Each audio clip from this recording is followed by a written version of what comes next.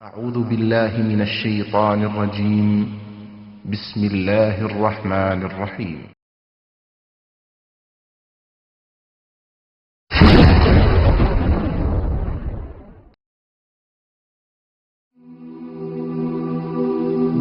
মৃত্যু এমন এক বাস্তবতা যার থেকে কেউ পলায়ন করতে পারবে না।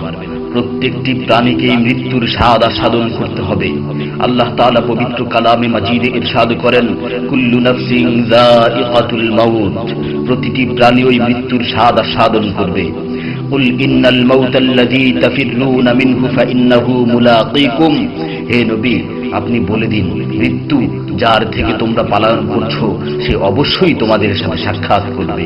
আইনামা তাকুনু ইউদরিকুমুল মাউত ওয়ালাউ কুনতুম ফি বুরুজিম মুশাইয়াদা, তোমরা যেখানেই থাকো না কেন মৃত্যু তোমাদেরকে পাকড়াও করবেই, যদিও তোমরা সুদৃঢ় দুর্গে অবস্থান করো।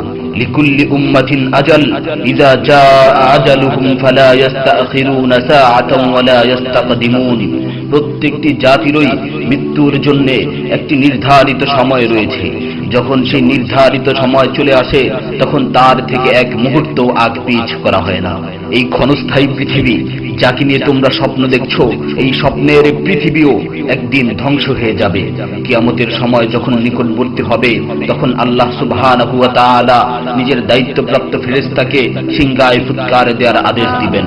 অতঃপর ফেরেশতা সিংহায় ফুঁক দিবেন, ফলে পৃথিবী ও পাহাড় সমূহ উত্তোলিত হবে, চূর্ণ বিচূর্ণ হয়ে যাবে, আকাশ ফেটে টুকরো টুকরো হয়ে যাবে এবং নক্ষত্র সমূহ ঝরে পড়বে, সূর্য তার কিরণ হারিয়ে ফেলবে, সমুদ্রকে উত্তাল করে তোলা হবে। সেদিন কিয়ামতের ভূমিকম্প ও কিয়ামতের ভয়াবহ অবস্থা দেখে সকলেই মৃত্যুবরণ করবে। আল্লাহ তাআলা বলছেন, ইয়া আইয়ুহান নাসু ইত্তাকু রাব্বাকুম ইন্না যালযালাতাস সাআতি শাইউন আযীম ইয়াওমা তারাউনাহা তাযহালু কুল্লু মুরদি'াতিন আম্মা রাদা'at ওয়া তাদ'উ কুল্লু যাতি হামলিন হামলাহা ওয়া তারান নাসা সুকারা ওয়া মা হুম বিসুকারা ওয়ালাকিন্না আযাবাল্লাহি শাদীদ।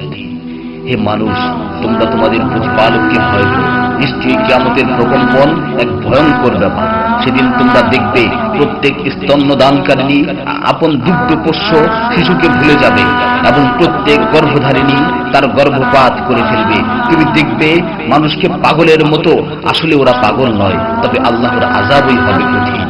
فإذا نفخ في الصور نفخة واحدة وحملت الأرض والجبال فدكتا دكة واحدة, অতঃপর যখন সিংহায় ফুঁক দেওয়া হবে একটি মাত্র ফুঁক, আর জমিন ও পর্বতমালাকে উত্তোলিত করা হবে এবং মাত্র একটি আঘাতে এগুলো চূর্ণ বিচূর্ণ হয়ে যাবে।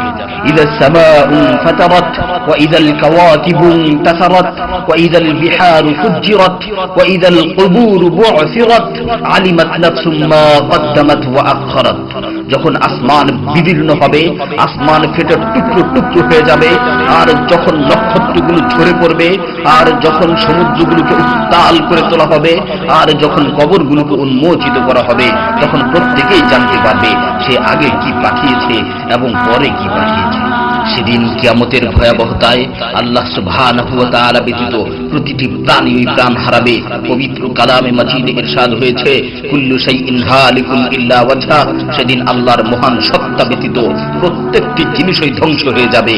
কুল্লু মান আলাইহা ফান ওয়া ইয়াবকা ওয়াজহু রাব্বিকা যুল জালালি ওয়াল ইকরাম, সেদিন জমিনের উপর যা কিছু রয়েছে সবই ধ্বংস হয়ে যাবে, আর শুধুমাত্র মহামহিম ও মহানুভব আল্লাহ সুবহানাহু ওয়া তাআলাই বাকি থাকবেন। তাফসীরে ইবনে কাসীরে বর্ণিত হয়েছে, যখন ইসরাফিল আলাইহিস সালাতু ওয়াস সালাম সিংহায় ফুৎকার দিবেন তখন সকলেই মরে যাবে। মালাকুল মাউত মৃত্যুর ফেরেশতা এসে আল্লাহ তাআলাকে বলবে, হে আল্লাহ, সকলেই মরে গেছে। তিনি জিজ্ঞেস করবেন, অবশিষ্ট কে আছে? উত্তর দিবে, হে আমার রব, আপনি, আর আপনি তো হলেন চিরঞ্জীব। এছাড়াও বাকি রয়েছে জিবরাইল, মিকাইল ও আরশ বহনকারী ফেরেশতাগণ। আল্লাহ তাআলা বলবেন, জিবরাইল ও মিকাইলের মৃত্যু হওয়া উচিত। মৃত্যুর ফেরেশতা মালাকুল মাউত বলবে, হে প্রভু, জিবরাইল ও মিকাইলও মরে গেছে। আল্লাহ তাআলা জিজ্ঞাসা করবেন, এখন আর কে বাকি আছে? সে বলবে, এখন আমি বাকি আছি ও আরশ বহনকারী ফেরেশতাগণ বাকি আছে। তখন আল্লাহ তাআলা বলবেন, আরশ বহনকারীদেরকেও মরতে হবে, তারাও মরে যাবে। আল্লাহ তাআলা আবার জিজ্ঞাসা করবেন, এখন কে বাকি আছে? মালাকুল মাউত আজরাইল আলাইহিস সালাতু ওয়াস সালাম বলবেন, হে আমার রব, এখন আপনি বাকি আছেন এবং আমি বাকি আছি। তখন আল্লাহ তাআলা আজরাইল আলাইহিস সালাতু ওয়াস সালামকে বলবেন, তুমি তো আমার মাখলুক, সুতরাং তুমিও মরে যাও। তিনি তৎক্ষণাৎ মরে যাবেন এবং শুধুমাত্র আল্লাহ তাআলাই বাকি থাকবেন। অতঃপর আল্লাহ সুবহানাহু ওয়া তাআলা জমিনকে ভাঁজ করে ফেলবেন এবং তিনি 3 বার বলবেন, আনাল জব্বার, আনাল জব্বার, আনাল জব্বার, আমি প্রতাপশালী, আমি প্রতাপশালী, আমি প্রতাপশালী।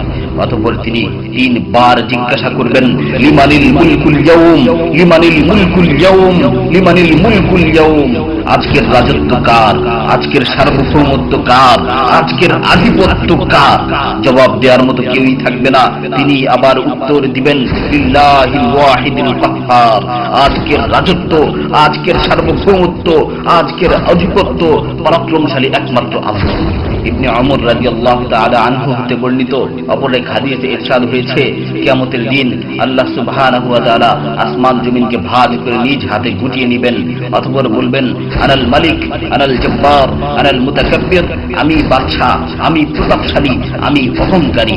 আইনা মুলুকুল আরদ, আইনাল জব্বারুন, আইনাল মুতাকাব্বিরুন, দুনিয়ার রাজা বাদশারা কোথায়, দুনিয়ার প্রতাপশালীরা কোথায়, দুনিয়ার অহংকারকারীরা কোথায়? তখন আল্লাহ তাআলা সুউচ্চ কণ্ঠে 3 বার জিজ্ঞাসা করবেন, লিমানিল মুলকুল ইয়াউম, লিমানিল মুলকুল ইয়াউম, লিমানিল মুলকুল ইয়াউম, আজকের রাজত্ব কার, আজকের সার্বভৌমত্ব কার, আজকের আধিপত্য কার?